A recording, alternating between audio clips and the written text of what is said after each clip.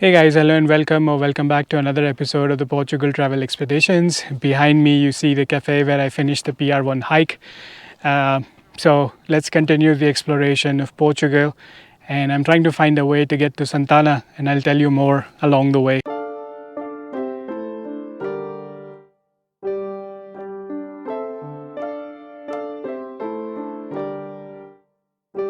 So in the parking lot there were two cab drivers, and I tried to speak to one of them who had decent English, and he explained that today there are way too many tourists, so all the cab drivers are kind of busy and preoccupied, so no cab driver is going to be available most likely. So he said like there is a sort of semi-hidden walking path, so if I take that instead of the driving directions, I might be able to get to the town of Santana much faster. So I walked into this cafe, spoke to the staff, and they mentioned like there is indeed a walking route, and the driver mentioned that it's all declination, so should be nice and easy walk. Let's try and explore how it feels. I think the walk begins somewhere that way and then we turn left. So let's see how it goes. Okay, this definitely looks like a path that leads to some place. So fingers crossed, let's hope we get to Santana so that I can continue exploring. This does look like a road less taken, because I suppose most people come with their own cars or rental cars or something, or hire a taxi for the entire round trip, because I don't see any people here. And when I asked about this walking route, people seemed surprised that I somehow know about this, because maybe it's not used so often or something.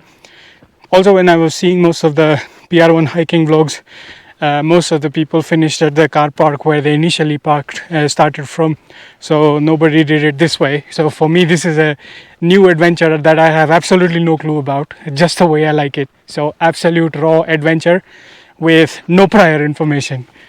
And the path is also lovely, the weather is nice, I'm still walking amongst the clouds, so nothing to complain about. This route looks relatively unmaintained. Seems to be like flowing water has carved out this route, but I'm just trying to follow the generic sense of direction to get to Santana. Let's see, it's an experiment. Let's see how it goes. Okay, so it did about 1.5 hours, 4.5 kilometers. The trail ends somewhere here, and then I'm back to the main road. So I don't know if it was supposed to end here or not, but at some point, because there are no directions or anything, this is not a marked trail, even Google doesn't know this trail. So, and I wasn't vlogging because it's kind of ridden with overgrown vegetation, so I had to use both my hands to clear the route and stuff. And at some point it got really hard because the vegetation was so high.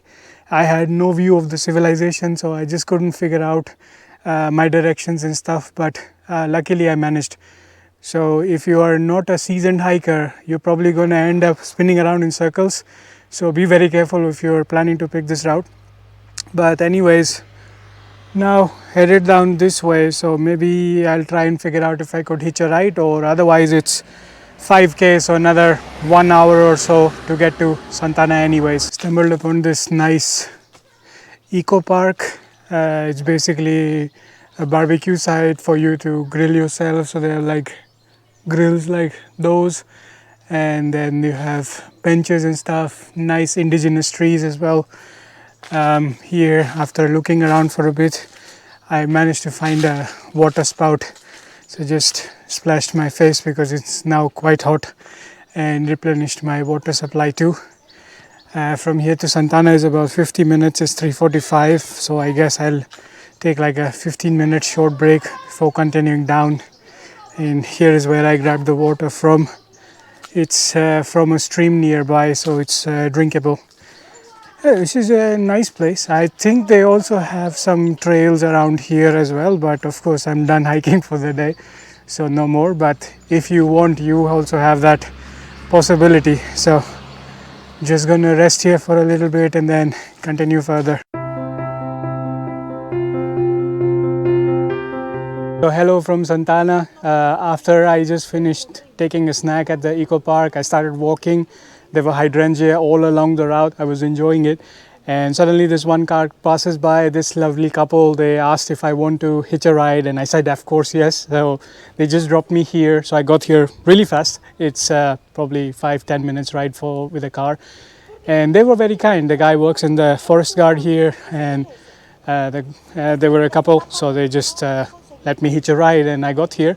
So let's look around Santana. So I'll look for the typical A-frame houses that I saw in the botanical gardens. So they also have them here, and I think in one or two of them you can also go inside, and then there is the city center. So the family was the couple was really kind. They also kind of gave me rough sense of direction, so I'm well oriented to the place. If you guys are watching this vlog, I think you subscribe to the channel, so thanks a million again for saving me. It's about 20 odd kilometers of hiking for the day, and then got rescued by a friendly bunch of people. Thanks once again. Hope you guys have a lovely evening, and I continue exploring Santana now.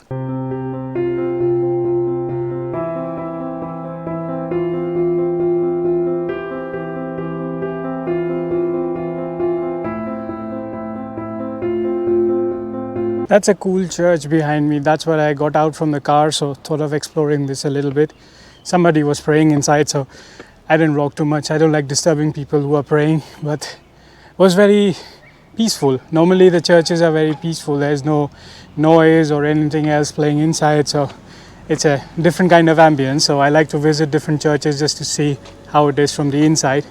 This is a nice mini park for resting.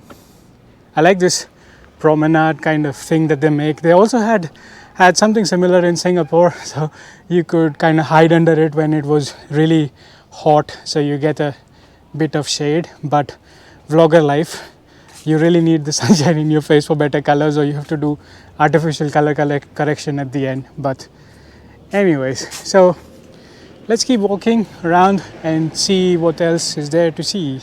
Oh, and to the cabbie who challenged me to get to Santana because all the cabs are taken and there's too many tourists today and whatever else logic you said, well, here I am. Who doesn't like a challenge? So just because there is no cab doesn't mean I cancel all my plans. So I improvised. That's what I always do.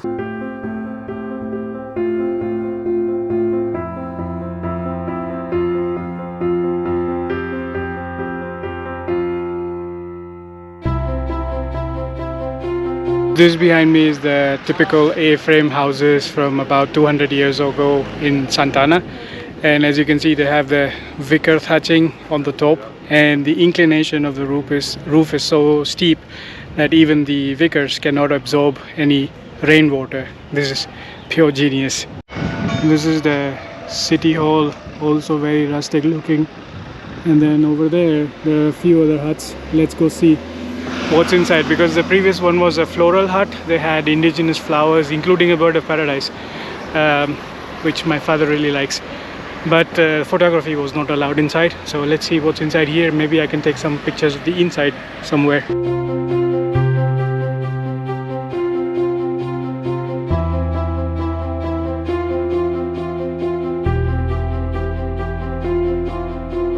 Well, photography isn't allowed in any of these huts, but they are selling some local goodies, some snacks as well, ice creams and stuff, and some stamps and souvenirs, etc. So nothing super fancy inside. Across the street here they have their local fruit and farmers market in case you want to buy something. And I see another hut, probably is closed, but just gonna take a quick look, and then that's gonna be it for the day. Gonna take some rest and then continue. So I'm on the East Coast now that I finished all the way hike up all the way up in Santana, and then this is a small village, and then tomorrow I still have a free day on the island, so continue the exploration of the rest of the East Coast tomorrow. But let's go check that one last hut real quick.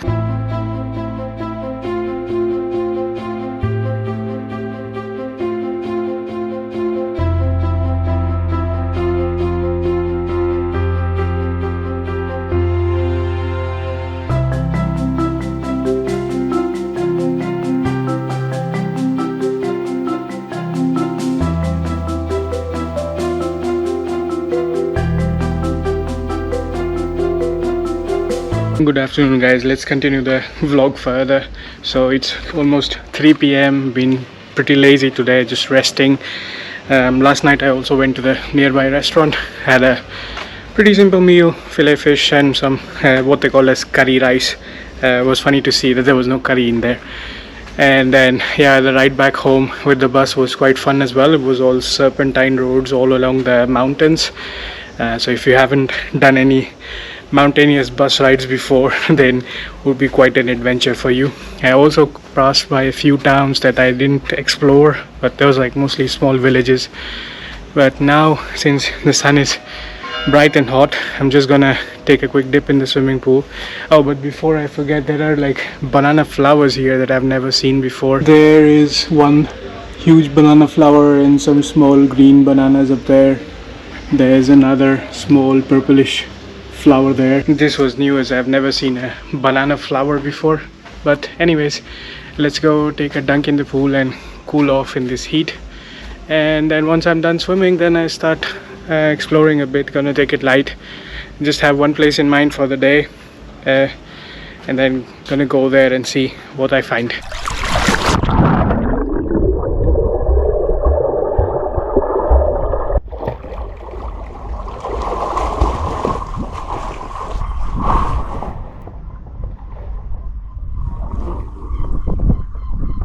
Naturally air dried in 10 minutes. Was swimming for an hour. Now all that swimming is making me hungry, so I'm just gonna change, pick up the laundry I did earlier today. I'm just gonna leave it on the bed. We'll wrap it up later and then head over to the city center to have a late lunch.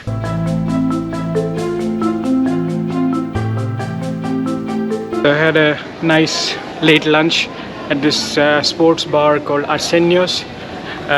Grilled catch of the day and some fried corn and veggies. Also ordered the bolo di caco, the Madeiran bread. Now headed to the bus station to go to the sunset point for the day. Planning to go to this place called Christo Rei. Let's see how it is.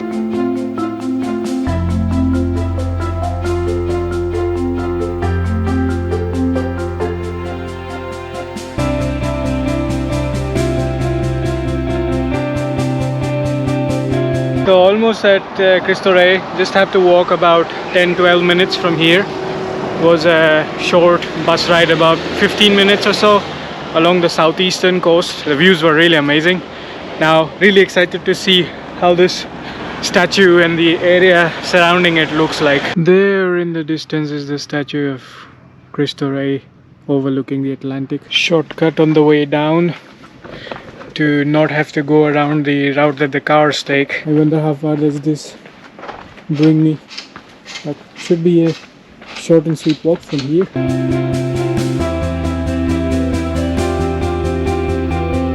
So made it there. Right there is Christo Rei there. So just walking up a little ramp, just passing through a car park. The car park is pretty convenient. You park right at the entrance and then a couple of minutes of easy walking. There's also a cable car here that runs from 10 AM to 8 PM in the summer.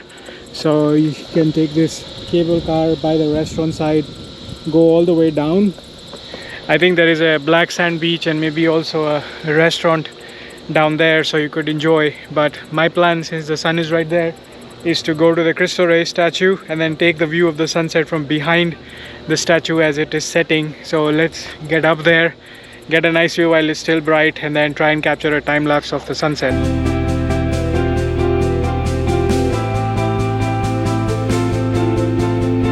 Wait, isn't this aloe vera? It's just growing out here in the wild. There's like tons of it all over the place. I just saw it and I was like, this looks very familiar. Tropical weather, so I guess can have herbs like aloe vera and stuff. So that's the statue of Christo Rei, 14 meters high, overlooking Funchal Bay. So it does resemble like the Christ statue, the one in Rio de Janeiro, but this was erected much before that, and it's 14 meters tall.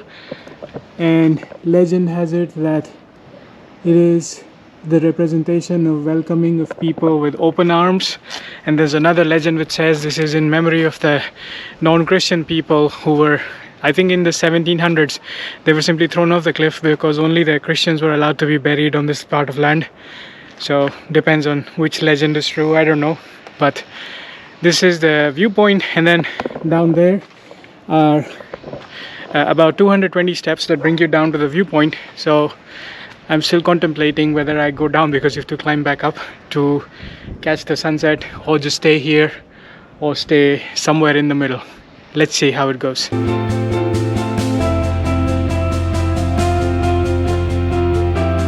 Well, I guess I'm going down at least part way through and then see, because that way is the Christ, that's way also the sunset, so maybe it's a better view from down there. That is the official viewpoint all the way down there, 220 steps. This is a shelter. And up there is a statue and the sun is there. I'm kind of like standing, I don't know, quarter way of the entire journey, so not so far. There is this pillar here, so I guess I'll use this for the setting of the shot. This looks like a good view. Hopefully the skies turn orange so I can have a really nice view from here.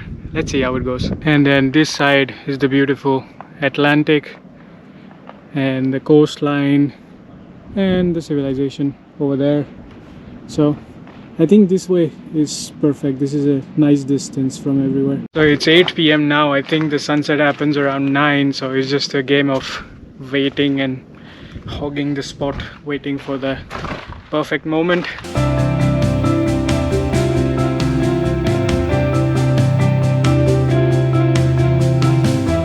I guess while I wait for the view of the sunset and the nice time lapse, it's as good a time as any to wrap up this episode as well.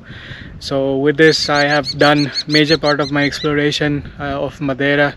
In the next episode, I'd be leaving towards the next destination, but before you go, be sure to check out the time-lapse shots to see what kind of view did I get towards this viewpoint. And with that, this is Rustic Wanderer signing off, and I'll see you next time.